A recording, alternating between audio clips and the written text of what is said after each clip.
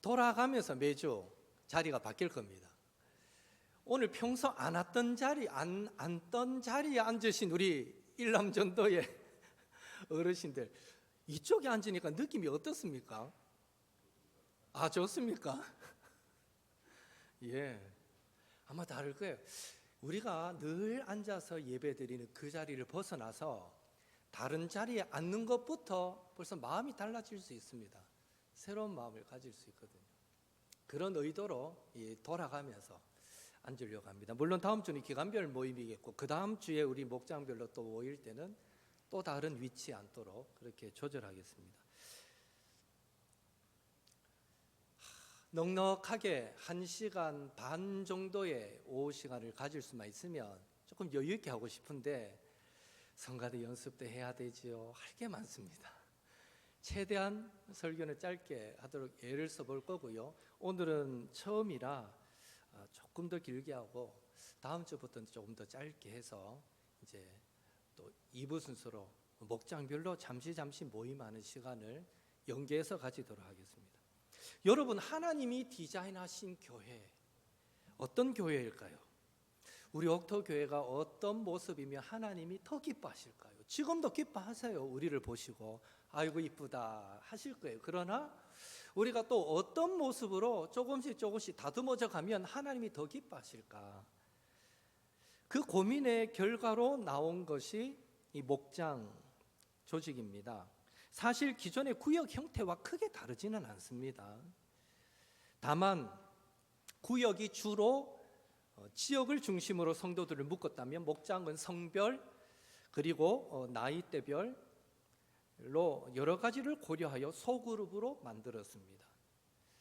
구역이 모든 세대가 함께 모여서 예배하는 것이었다면, 목장은 조금 더 친밀감과 동질감이 있는 성도들이 모여서 말씀과 기도와 친교의 교제를 나누는 것이라고 말할 수 있습니다. 그런 의미에서 목장은 교회 안에 작은 교회다라고 말할 수 있습니다. 여러분, 목장 하나하나가 또 작은 교회다라고 믿으시면 됩니다. 목장은 말씀의 교제를 통해서 양육과 성장을 함께 책임지고, 목장 리더가 다 하는 거 아닙니다. 그냥 앞장서 사회 보고 잘 모임을 할 수 있도록 이끌어가는 거지, 이 목장은 서로가 함께 나누고 교제하면서 함께 기도하면서 서로의 양육과 성장을 책임지고, 서로 기도하면서 다른 사람을 세우는 사역에 참여하는 작은 교회다라고 생각하시면 됩니다. 이제 교회들마다 전통적인 구역 개념들은 많이 사라졌습니다. 아무리 주 안에선 우리는 하나라고 말하지만, 부모 세대와 자녀 세대가 함께 모이면 수평적인 개념의 교제가 사실상 쉽지 않습니다. 연세 드신 분들은 어쩔 수 없이 한 말씀 하신다는 게 훈계조가 되기가 쉽습니다. 그리고 젊은 세대들은 입 딱 다물고 있을 확률이 높습니다. 또 전통적인 구역 개념에서는 모든 세대가 다 한 시간에 한 자리에 모이기가 힘들었을 뿐만 아니라, 구역장이 일방적으로 인도하는 예배는 가능했을지 몰라도 친밀한 성도의 교제는 힘들었던 것이 사실입니다. 그래서 교회의 소그룹이 성도의 친밀한 교제의 활성화를 위해서 여러 교회에서 목장, 셀, 다락방, 순 등의 이름을 붙여가며 조금 더 동질감 있는 소모임 형태로 바뀌고 있는 것입니다. 공통의 감심사가 있는 성도들을 묶어줌으로써 한 번 더 관심 있게 모이도록 기회를 제공한다라고도 말할 수 있습니다. 가령 우리 70대 이상의 어르신들의 최고의 관심은 뭡니까? 건강입니다.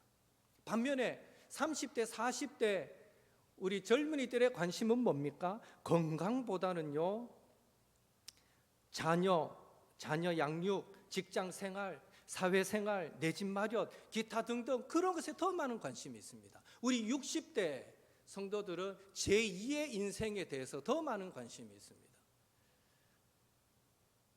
서로의 관심사가 다르다 보니 전 세대를 함께 묶어봐야 사실상 수평적인 친밀한 교제가 어렵다는 것이죠.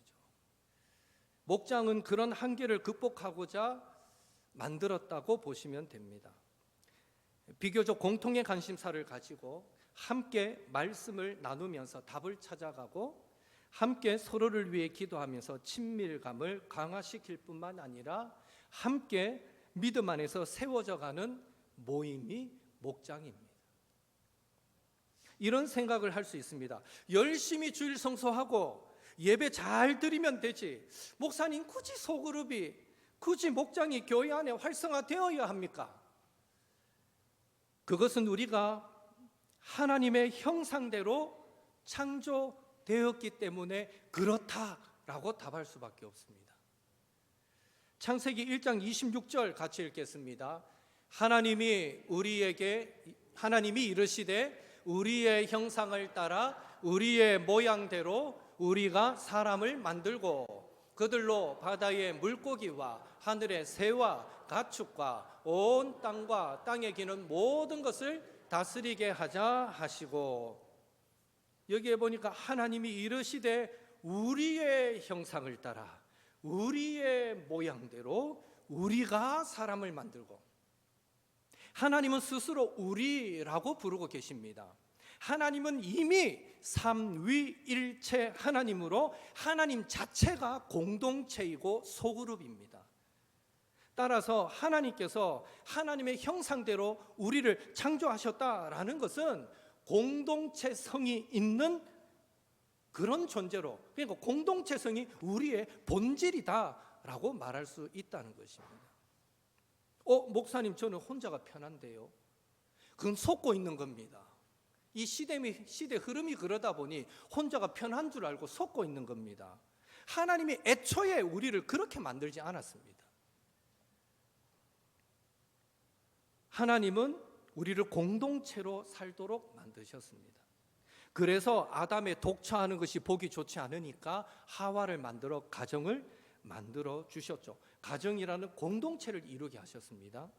그래서 이 사회도요, 기본 전제가 공동체성을 띠고 있습니다. 어떻게 알 수 있습니까? 여러분, 사람이 죄지면, 범죄하면 어디 들어갑니까? 어디에 갇힙니까? 감옥에 갇힙니다. 감옥에 갇힌다라는 것은 격리시킨다라는 의미죠. 무엇으로부터의 격리입니까? 바로 사회 공동체로부터 격리시키는 겁니다. 왜 하나님을 믿지 않는 세상도 범죄한 자를 사회로부터, 공동체로부터 격리시킬까요? 왜 그렇게 할까요? 그것은 우리 인간이 모두 하나님의 공동체적인 형상으로 지어졌기 때문입니다. 우리의 본질이 공동체성을 갖고 있게 만들었기 때문입니다. 그래서 교회도 공동체성을 강화할 수 있는 소그룹이 활성화되는 것은 당연하고, 그래서 교회 안에 작은 교회인 이 목장 모임은 사실 교회의 필수 요소다라고 말할 수 있는 것입니다. 이 소그룹의 목장의 중요성을 아셨기 때문에 예수님도 공동체 사역 기간에 12명의 제자와 함께 공동체를 이루시고요, 목장을 이루셨습니다. 마가복음 3장 14절 15절 같이 읽습니다. 이에 12를 세우셨으니 이는 자기와 함께 있게 하시고 또 보내사 전도도 하며 귀신을 내쫓는 권능도 가지게 하려 하심이라. 이에 12를 세우셨으니 이는 자기와 함께 있게 하시고, 예수님께 능력이 없어서 12명의 제자를 두셨겠습니까? 아닙니다. 삼위일체 하나님으로서 공동체성의 중요성을 잘 아셨기에 예수님은 인간의 몸을 입고 이 땅에 살아가시는 동안에도 12명의 제자를 세워 아름다운 공동체를 만드셨습니다. 예수님이 12명의 제자를 세운 이것을 기준으로 해서 많은 이제 학자들은 소그룹을 한다면 최대 12명을 넘어서는 안 된다라는 기준을 제시하기도 합니다. 또 어떤 분들은 예수님도 12명 하셨는데 우리가 교만하게 12명까지 하면 안 되지 이러면서 소그룹은 더 작게 해야 된다라고 주장하기도 하는데, 소그룹은 아마 인도하는 사람의 역량, 능력에 따라 다르지만 평균 한 4, 5명, 5, 6명 정도가 모여서 교제할 때 그래도 더 친밀감 있게 의미 있는 교제를 나누게 됩니다. 여하튼 예수님은 12명의 제자를 세워 아름다운 공동체를 만드셨습니다. 그리고 그 공동체를 통해서 예수님은 제자들을 전도자로, 복음 전파자로 만드셨고, 그 사명, 그 사역을 잘 감당하도록 권능도 주셨습니다. 이것이 목자 대신 예수님이 이끄시는 목장을 통해 일어난 일입니다. 오늘 우리 옥토 교회에 목장이 존재해야 하는 이유도 동일합니다. 형식상 우리는 목장 리더를 한 명씩 세웠지만 사실 우리 모든 목장의 목자는 우리 예수님이신 줄로 믿습니다. 우리의 목장이 목자이신 예수님과 함께하기 위해 모일 때마다 예수님의 임재를 경험하는 그런 목장이 되기 위해 우리는 말씀의 교제를 나누어야 합니다. 말씀의 교제를 통해서 궁극적으로는 서로를 격려하는 가운데 마지막 때에 하나님 나라의 추수꾼이다라는 사명도 깨닫고 복음 전도자로 세워져야 하며, 또 그 사명을 잘 감당하기 위해 하나님의 권능도 덧입도록 서로를 위해 기도해야 합니다. 성도가 모이고 작은 모임을 이루면 바로 이것을 목표하고 함께 나아가야 된다라는 것이죠. 놀라운 사실은 실제로 현대 교회 중에 성장한다, 흔히 성장한다, 부흥한다 하는 교회는 모두 예외 없이 소그룹이 활성화된 교회입니다. 2026 교회 트렌드라는 책이 두껍게 매년 발간되고 그 안에서는 다양한 주제로 리서치에서 설문조사에서 통계를 내는데요. 그 통계에 의해서도 가장 성장하는 교회, 부흥하는 교회, 사람들에게 물었을 때 가고 싶은 교회 1번은 소그룹이 활성화되어 있는 교회입니다. 이 시대가 그렇습니다. 교회에 와서 말씀 듣고 은혜 받고 예수님 믿게 되는 경우도 있지만, 목장과 같이 작은 모임에 참석해서 서로 아끼고 사랑하고 기도하고 섬기는 공동체를 경험하면서 서서히 마음을 열고 마침내 공동체에 깊이 믿음의 뿌리를 내리는 성도로 성장해 가는 경우가 훨씬 더 많은 것입니다. 우리의 목장이 그런 목장이 되어야 하는 것입니다. 오늘 읽었던 사도행전 2장 말씀 역시 우리 교회가 어떤 교회가 되어야 하는가를 말씀해 줍니다. 사도의 가르침을 받아 목장을 통해서 함께 말씀의 나눔을 가지고 서로를 위해 기도하기를 힘쓰고, 모일 때마다 표적이 하나님의 임재가 경험되어지고 사랑 안에서 모든 것을 내어줄 수 있을 정도로 깊고 친밀한 교제가 이루어지며, 그래서 영적 성숙을 이루는 공동체, 그런 공동체가 바로 우리 옥토 교회가 되어야 하는 것입니다. 지금까지 우리의 모임을 통해서도 하나님은 영광 받으셨습니다. 2026년부터 새롭게 시작하는 목장 모임을 통해서도 말씀과 기도와 친교 가운데 더욱 친밀감 있는 끈끈한 아름다운 성도의 교제가 이루어지기를 바라고, 우리의 목장이 한 번 모이고 두 번 모이고 자꾸만 모이고 싶은 그런 아름다운 모임이 되기를 바라고, 누구라도 데려오고 싶은 모임이 따뜻하고 행복하고 좋으면 믿지 않는 사람도 모임에 한번 같이 가보자, 좋아 라고 말할 수 있지 않겠습니까? 실제 이 셀의 궁극적인 목표는 그렇게 해서 한 사람, 두 사람 전도하는 것도 목표입니다.